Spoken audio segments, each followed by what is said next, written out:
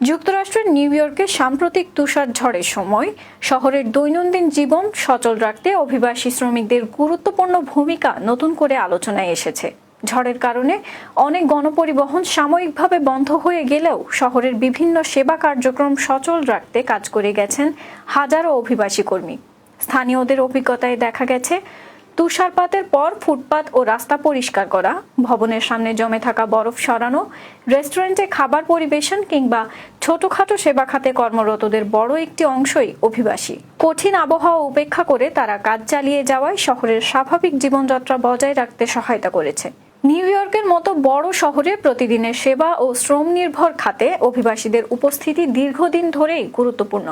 অনেকেই বিভিন্ন দেশ থেকে এসে এখানে কাজ করছেন এবং শহরের অর্থনীতি ও সেবা খাতে উল্লেখযোগ্য অবদান রাখছেন। বিশেষ করে প্রতিকূল পরিস্থিতি বা দুর্যোগের সময় তাদের এই ভূমিকা আরও স্পষ্টভাবে সামনে আসে। পর্যবেক্ষকদের মতে, অভিবাসীরা শুধু শ্রম বাজারেই নয়, বরং বহু সাংস্কৃতিক সমাজ গড়ে তুলতেও গুরুত্বপূর্ণ ভূমিকা রাখছেন।